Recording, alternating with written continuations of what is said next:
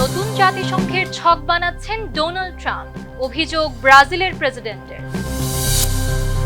নিষেধাজ্ঞা ও হুমকির মাঝেও খামেনি জনসমক্ষে, বাংকার গুজব উড়িয়ে দিলেন কনসাল জেনারেল।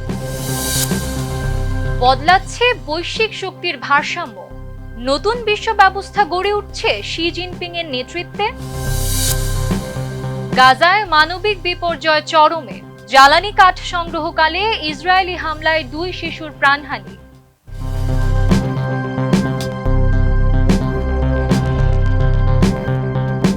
দর্শক, আমন্ত্রণ মাই টিভি আই নিউজে। এতক্ষণ দেখছিলেন শিরোনাম, সাথে আছি আমি আমাতুল আজিজ উর্মি। নায়াসিনামাইড ও স্যালিসাইলিক সমৃদ্ধ লিলি ফেস ওয়াশ যা ফেসের ডেড স্কিন সেল দূর করে দেয় দ্বিগুণ ফাস্টার ব্রাইটেনিং। ব্রাজিলের প্রেসিডেন্ট লুলা দা সিলভা অভিযোগ করেছেন, Donald Trump board of piece নামে একটি সংস্থা গড়ে তুলে কার্যত নতুন জাতিসংঘ তৈরির চেষ্টা করছেন। তিনি বলেন, জাতিসংঘ সংস্কারের বদলে ট্রাম্প একক নিয়ন্ত্রণে আন্তর্জাতিক কাঠামো গড়তে চান। ট্রাম্পের আমেরিকা ফার্স্ট নীতি জাতিসংঘের বিভিন্ন সংস্থা থেকে যুক্তরাষ্ট্রে সরে দাঁড়ানো এবং বিতর্কিত নেতাদের এই বোর্ডে যুক্ত হওয়া আন্তর্জাতিক মহলে উদ্বেগ ও সমালোচনা বাড়িয়েছে। বিস্তারিত রিপোর্টে। But we have other countries that are now. We signed. De acordo com o crescimento. এবার মার্কিন প্রেসিডেন্ট ডোনাল্ড ট্রাম্পকে নিয়ে বিস্ফোরক মন্তব্য করলেন ব্রাজিলের president Luiz Inacio Lula da Silva. তার দাবি, ডোনাল্ড ট্রাম্প নতুন করে একটি আন্তর্জাতিক সংস্থা গড়ে তোলার চেষ্টা করছেন, আর এই উদ্যোগের মাধ্যমে ট্রাম্প কার্যত একটি নতুন জাতিসংঘ তৈরি করতে চাইছেন, যেখানে সিদ্ধান্তের একমাত্র নিয়ন্ত্রক হবেন তিনি নিজেই। সুইজারল্যান্ডের দাভোসে সম্প্রতি বোর্ড অব পিস নামে একটি সংস্থার আনুষ্ঠানিক ঘোষণা দেন ডোনাল্ড ট্রাম্প। এই উপলক্ষে বিশ্বের বিভিন্ন দেশের সরকার প্রধানদের কাছে সদস্যপদ গ্রহণের আমন্ত্রণ পাঠানো হয়। তবে এই উদ্যোগকে জাতিসংঘের বিকল্প হিসেবে দেখছেন লুলা। 23 জানুয়ারি এক বক্তব্যে ব্রাজিলের প্রেসিডেন্ট বলেন, জাতিসংঘের কাঠামো সংস্কারের বদলে প্রেসিডেন্ট ডোনাল্ড ট্রাম্প এমন একটি নতুন জাতিসংঘের প্রস্তাব দিচ্ছেন যেখানে তিনিই হবেন একমাত্র মালিক। একই সঙ্গে তিনি অভিযোগ করেন, ট্রাম্প সামাজিক যোগাযোগ মাধ্যম, বিশেষ করে টুইটারের মাধ্যমে বিশ্ব রাজনীতি নিয়ন্ত্রণ করতে চাইছেন। লুলা আরও বলেন, ট্রাম্প প্রতিদিন এমন মন্তব্য করেন যা বিশ্বজুড়ে আলোচনার জন্ম দেয় এবং আন্তর্জাতিক অস্থিরতা বাড়িয়ে তোলে। এর আগে গত বৃহস্পতিবার চীনের প্রেসিডেন্ট শি জিনপিং এর সঙ্গে টেলিফোনে কথা বলেন লুলা দা সিলভা। ওই আলোচনায় শি জাতিসংঘের ভূমিকা ও কার্যকারিতা রক্ষায় ব্রাজিলের সক্রিয় সহযোগিতা কামনা করেন। দ্বিতীয় মেয়াদে ক্ষমতায় এসে ডোনাল্ড ট্রাম্প যুক্তরাষ্ট্রকে একের পর এক আন্তর্জাতিক সংস্থা থেকে প্রত্যাহার করছেন। সম্প্রতি দেশটি WHO থেকে বেরিয়েছে। আমেরিকার ফার্স্ট নীতিতে শুল্ক ও সামরিক হুমকি বাড়ানোয় মিত্রদের মধ্যে আস্থার সংকটও তৈরি হয়েছে। এরই মধ্যে বিতর্কিত নেতাদের নিয়ে গঠিত ট্রাম্পের বোর্ড অব পিস নতুন করে সমালোচনার মুখে পড়ছে। শাহিদা রুবি, মাই টিভি। ইরানের সর্বোচ্চ নেতা খামেনি নিরাপদ রয়েছেন এবং কোনো বাংকারে লুকিয়ে নেই। ইরান সব নিষেধাজ্ঞা ও বিদেশি হুমকি মোকাবিলা করতে প্রস্তুত। গত ডিসেম্বরে শুরু হওয়া অর্থনৈতিক বিক্ষোভ পরে সরকার পতনের দাবিতে পরিণত হয়েছে। বিস্তারিত প্রতিবেদনে। নিষেধাজ্ঞা এবং ক্রমবর্ধমান যুদ্ধবাজ মার্কিন হুমকির মাঝেও ইরানের সর্বোচ্চ নেতা আয়াতুল্লাহ আলী খামেনি স্বাভাবিকভাবে নিরাপদে রয়েছেন এবং কোনো বাংকারে লুকিয়ে নেই। মুম্বাইয়ে দেশটির কনসাল জেনারেল সাইদ রেজা মোসায়েব মোতলাক এনডিটিভির সঙ্গে একান্ত আলাপকালে তথ্য নিশ্চিত করেছেন। মোতলাক বলেন, খামেনি কর্মকর্তাদের সঙ্গে প্রয়োজনীয় সব বৈঠক করছেন এবং ভিডিও কনফারেন্সের মাধ্যমে সরকারি কাজ চালিয়ে যাচ্ছেন। তিনি বিদেশি গুজবের জবাবে উল্লেখ করেন, আমরা কোনো বিদেশি শক্তিকে ভয় পাই না। সর্বোচ্চ নেতাকে সুরক্ষা দেওয়া হচ্ছে, কিন্তু তিনি কোনো বাংকারে লুকিয়ে নেই।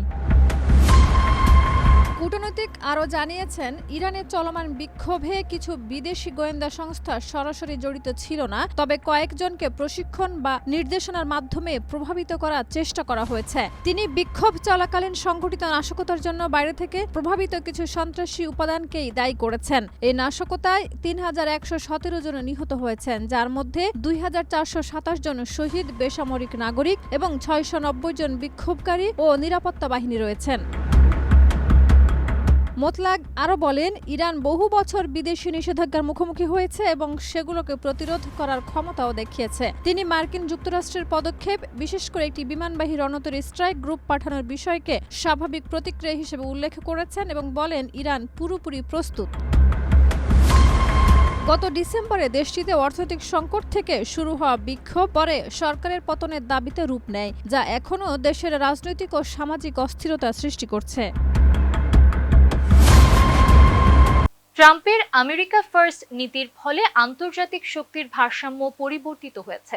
চীন এখন কেবল অর্থনৈতিক শক্তি নয়, রাজনৈতিক ও কৌশলগত কেন্দ্র হিসেবেও গুরুত্ব পেয়েছে। শি জিনপিং নতুন বিশ্ব ব্যবস্থা গড়ে ন্যায়, সমতা ও খোলা অর্থনীতির উপর জোর দিচ্ছেন। বিস্তারিত প্রতিবেদনে।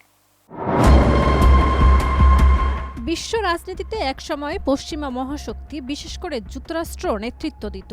তবে সম্প্রতি বিশেষ করে ডোনাল্ড ট্রাম্পের আমেরিকা ফার্স্ট নীতির কারণে আন্তর্জাতিক কূটনীতি ও শক্তির ভারসাম্য নতুন দিকে মোড় নিয়েছে। এই পরিবর্তনের মধ্যে চীন শুধু অর্থনৈতিক শক্তি নয়, রাজনৈতিক ও কৌশলগত কেন্দ্র হিসেবেও বিশ্ব নেতাদের দৃষ্টি আকর্ষণ করছে। প্রেসিডেন্ট শি জিনপিং উঠে এসেছেন ক্ষমতার কেন্দ্রে এবং ন্যায় ও সমতার ভিত্তিতে নতুন বিশ্ব ব্যবস্থা গড়ার লক্ষ্য ব্যক্ত করেছেন। গত বছরের সেপ্টেম্বরে এসসিও সম্মেলনে শি জিনপিং রাশিয়া, ভারত, উত্তর কোরিয়া ও ইরানের নেতাদের সঙ্গে বলেন, আমরা চাই বিশ্ব সমান, বহুমুখী ও সুসংগঠিত হোক, খোলা অর্থনীতি ও ন্যায্য শাসন ব্যবস্থা গড়ে উঠুক। তিনি নতুন বিশ্ব নিরাপত্তা ও অর্থনৈতিক ব্যবস্থার প্রতি অনাগ্রহ প্রকাশ করেছেন, যা যুক্তরাষ্ট্রের জন্য চ্যালেঞ্জ। বিশ্লেষকরা বলছেন, শীর্ষ সম্মেলন চীনের বিকল্প আন্তর্জাতিক শাসন দৃষ্টিভঙ্গি প্রদর্শনের মঞ্চ। যুক্তরাষ্ট্রের অনিশ্চিত নীতি ও রাজনৈতিক অস্থিরতার মধ্যে চীনের কৌশলগত শক্তি ক্রমশ দৃঢ় হচ্ছে। শীর্ষ নেতাদের চীন সফর রাজনৈতিক, অর্থনৈতিক ও কৌশলগত উদ্দেশ্য বহন করছে। শির নেতৃত্বে চীন কেবল অর্থনৈতিক নয়, কূটনৈতিক ও রাজনৈতিক প্রভাবও বাড়িয়েছে। বেল্ট অ্যান্ড রোড ইনিশিয়েটিভের মাধ্যমে দক্ষিণ এশিয়া, আফ্রিকা ও লাতিন আমেরিকায় চীনের কৌশলগত উপস্থিতি শক্তিশালী হচ্ছে। শি জিনপিং বহু মেরুকেন্দ্রিক বিশ্ব গড়ে তুলতে ইউরোপ, রাশিয়া ও মধ্যপ্রাচ্যের সঙ্গে সম্পর্ক সুদৃঢ় করছেন। অর্থনৈতিক শক্তি ও প্রযুক্তিতে অগ্রগতি, যেমন কৃত্রিম বুদ্ধিমত্তা, 5G ও সবুজ শক্তি চীনের বৈশ্বিক প্রভাবকে আরও দৃঢ় করেছে। শি জিনপিং একাই নতুন বিশ্ব শৃঙ্খলা নিয়ন্ত্রণ করছেন না, তিনি কৌশলগত, অর্থনৈতিক ও কূটনৈতিক নেতৃত্বের মাধ্যমে চীনের অবস্থান বিশ্ব মানচিত্রে দৃঢ় করছেন। শি জিনপিং এবং চীনের উত্থান আন্তর্জাতিক রাজনীতিতে একটি নতুন অধ্যায় সূচনা করেছে। বেইজিং এখন কেবল অর্থনৈতিক হাব নয়, বরং রাজনৈতিক, কৌশলগত ও কূটনৈতিক শক্তির কেন্দ্রবিন্দুতে পরিণত হয়েছে, যা বিশ্বের শীর্ষ নেতাদের উপস্থিতি ও কৌশলগত সিদ্ধান্তের মাধ্যমে আরও দৃঢ় হয়েছে। নতুন বিশ্ব ব্যবস্থা গড়ার এই চীনা উদ্যোগের ফলে বৈশ্বিক শক্তির ভারসাম্য ক্রমশ পরিবর্তিত হচ্ছে এবং আন্তর্জাতিক রাজনীতির মানচিত্রে চীনের অবস্থান এখন অনিবার্যভাবেই শক্তিশালী। উত্তর গাজায় জ্বালানি কাঠ সংগ্রহের সময় ইসরায়েলি ড্রোন হামলায় 2 শিশু নিহত হয়েছে, যা যুদ্ধবিরতি লঙ্ঘনের ঘটনা বলে বলা হচ্ছে। অবরোধের কারণে জ্বালানি সংকট ও অস্থায়ী তাঁবুতে বসবাসকারীদের দুর্ভোগ বেড়েছে, আর শীতজনিত কারণে এখন পর্যন্ত অন্তত 10 শিশু মারা গেছে। বিস্তারিত ডেস্ক রিপোর্টে। উত্তর গাজার শীতল আকাশের নিচে আবারও নেমে এলো নীরব কান্না। যুদ্ধবিরতির প্রতিশ্রুতির মাঝে ইসরায়েলি হামলায় প্রাণ হারিয়েছে একই পরিবারের 2 নিষ্পাপ শিশু, যাদের অপরাধ ছিল কেবল ঠান্ডা থেকে বাঁচতে জ্বালানি কাঠ খুঁজতে বের হওয়া।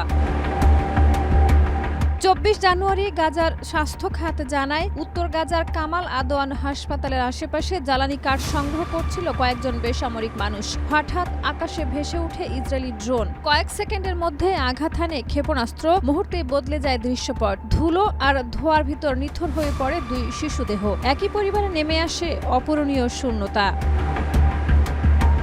আল জাজিরার প্রতিবেদনে বলা হয়েছে, তীব্র জ্বালানি সংকট উত্তর গাজার মানুষের জীবনকে প্রতিদিন আরো কঠিন করে তুলছে। ইসরায়েলি অবরোধের কারণে রান্না বা গরমের স্থায়ী কোনো ব্যবস্থা নেই। রাত নামলেই তাপমাত্রা নেমে আসে 10 ডিগ্রি সেলসিয়াসে। এই শীতে শিশুদের জড়িয়ে ধরার মতো কম্বল নেই, আগুন জ্বালানোর মতো জ্বালানিও নেই। তাই জীবনের ঝুঁকি নিয়েই মানুষ বের হচ্ছে কাঠ খুঁজতে।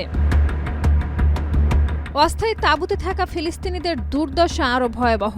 প্রবল বাতাস আর টানা বৃষ্টির সামনে দাঁড়ানোর শক্তি নেই এসব আশ্রয় কেন্দ্রের। পাতলা ক্যানভাস আর প্লাস্টিকের শীটে মোড়া তাঁবু ঠান্ডা ঠেকাতে পারে না, নিরাপত্তা তো দূরের কথা। ইসরায়েলি অবরোধের কারণে তাঁবু, মোবাইল হোম কিংবা মেরামতের প্রয়োজনীয় উপকরণ সবকিছুই মারাত্মকভাবে সীমিত। ফলে প্রতিটি রাত কাটে আতঙ্ক আর অসহায়তায়। 10 অক্টোবর থেকে যুক্তরাষ্ট্রের মধ্যস্থতায় যে যুদ্ধবিরতি চুক্তি কার্যকর হয়েছিল সেটি কার্যত কাগজে প্রতিশ্রুতিতে পরিণত হয়েছে। গাজার বাসিন্দাদের অভিযোগ, প্রায় প্রতিদিনই সেই চুক্তি লঙ্ঘন করছে ইসরায়েল, আর তার সবচেয়ে নির্মম মূল্য দিচ্ছে শিশুরা। শনিবার গাজার ফিলিস্তিনি স্বাস্থ্য মন্ত্রণালয় জানায়, চলতি শীত মৌসুম শুরু হওয়ার পর থেকেই ঠান্ডাজনিত কারণে অন্তত 10 শিশু মারা গেছে। বোমা নয়, গুলি নয়, কেবল ঠান্ডা, অনাহার আর অবহেলার কারণে নিভে গেছে তাদের প্রাণ। উত্তর গাজার আকাশে শুধু ড্রোনের শব্দ নয়, ভেসে বেড়ায় মায়েদের আহাজারি, বাবাদের অসহায় নীরবতা। বিশেষজ্ঞরা বলছেন, যুদ্ধবিরতির নামে চলা এই সহিংসতার মাঝে প্রতিটি শিশু মৃত্যু যেন বিশ্ব মানবতার গালে নতুন করে চপেটাঘাত। যুক্তরাষ্ট্রের মিনিয়াপলিসে আইসিই 2 বছরের এক শিশুকন্যা ও তার বাবাকে ওয়ারেন্ট ছাড়াই আটক করে আদালতের নিষেধাজ্ঞা অমান্য করে টেক্সাসে পাঠায়, যা দেশ জুড়ে ক্ষোভের সৃষ্টি করে। আইনি চাপে শিশুটিকে পরে মায়ের কাছে ফিরিয়ে দেওয়া হলেও বাবা এখনো আটক রয়েছেন। এই ঘটনায় আইসিই এর ভূমিকা ও অভিবাসন নীতি নিয়ে তীব্র সমালোচনা ও বিক্ষোভ চলছে। এবার যুক্তরাষ্ট্রের মিনেসোটায় মিনিয়াপলিসে যুক্তরাষ্ট্রের ইমিগ্রেশন অ্যান্ড কাস্টমস এনফোর্সমেন্ট আইসিই 2 বছরের এক শিশুকন্যা ও তার বাবাকে আটক করে টেক্সাসে পাঠানোর ঘটনাকে ঘিরে দেশ জুড়ে তীব্র ক্ষোভ ও সমালোচনার সৃষ্টি হয়েছে। আদালতের স্পষ্ট নির্দেশ অমান্য করে এই পদক্ষেপ নেওয়ায় আইনজীবীরা একে বেআইনি, অমানবিক ও ভয়াবহ বলে আখ্যা দিয়েছেন। 22 জানুয়ারি এলভিস জোয়েল টিপান এচেভেরিয়া ও তার 2 বছরের মেয়ে ক্লোয়ে রেনাটা টিপান বেলাসিকে নিয়ে বাড়ি ফিরছিলেন। সেই সময় আইসি এজেন্টরা তাদের পথ রোধ করে আটক করে। পরিবারের আইনজীবীদের দাবি, এজেন্টদের কাছে কোনো গ্রেপ্তারি পরোয়ানা ছিল না। অভিযোগ রয়েছে, তারা বাড়ির আঙ্গিনা ও ড্রাইভওয়েতে প্রবেশ করে এক পর্যায়ে বাবার গাড়ির কাঁচ ভেঙে দেয়, যখন শিশুটি ওই গাড়ির ভেতরেই ছিল। এছাড়া বাবাকে তার মেয়েকে মায়ের বা পরিবারের অন্য সদস্যদের কাছে হস্তান্তর করতেও বাধা দেওয়া হয়। পরে বাবা মেয়েকে শিশুর জন্য প্রয়োজনীয় কার সিট ছাড়াই একটি আইসিই গাড়িতে তোলা হয়। ঘটনার খবর জানাজানি হলে আইনজীবীরা দ্রুত আদালতে আবেদন করেন। সন্ধ্যায় মিনেসোটায় এক ফেডারেল বিচারক বাবা মেয়েকে রাজ্যের বাইরে নেওয়া নিষিদ্ধ করেন এবং শিশুটিকে মায়ের সম্মতিতে আইনজীবীর অস্থায়ী হেফাজতে মুক্তি দেওয়ার নির্দেশ দেন। তবে এসব আদেশ উপেক্ষা করে আইসিই তাদের টেক্সাসগামী ফ্লাইটে তুলে দেয়। পরবর্তীতে আইনি চাপের মুখে শিশুটিকে মিনেসোটায় ফিরিয়ে এনে মায়ের কাছে হস্তান্তর করা হলেও বাবা এলভিস এখনো আটক রয়েছেন। হোমল্যান্ড সিকিউরিটি এলভিসকে অবৈধ প্রবেশকারী ও বেপরোয়া গাড়ি চালক হিসেবে দেখালেও আইনজীবীরা অভিযোগ অস্বীকার করেছেন এবং বলেন, আইসিই শিশুকে মায়ের কাছে যেতে দেয়নি। এর আগে গত 20 জানুয়ারি 5 বছর বয়সী লিয়াম রামোস ও তার বাবাকে প্রি স্কুল থেকে ফেরার পথে আটক করে আইসিই। অভিযোগ উঠেছে, ফেডারেল এজেন্টরা শিশুকে টোপ হিসেবে ব্যবহার করে অন্যান্য অভিবাসীদের ধরার চেষ্টা করছেন। পরিবারের রাজনৈতিক আশ্রয়ের আবেদন এখনো প্রক্রিয়াধীন এবং তাদের বিরুদ্ধে এখনো কোনো চূড়ান্ত বহিষ্কারাদেশ নেই। এ ঘটনা মিনেসোটায় শিশু আটক ও অভিবাসন নীতি নিয়ে চলমান বিতর্ককে আরও উস্কে দিচ্ছে। স্থানীয় নেতারা আইসিই এর কর্মকাণ্ডের তীব্র নিন্দা জানিয়েছেন এবং সংস্থাটির বিরুদ্ধে বিক্ষোভও জোরালো হচ্ছে। দর্শক, এই ছিল আজকের মাই টিভি আই নিউজ। ধন্যবাদ এতক্ষণ সাথে থাকার জন্য।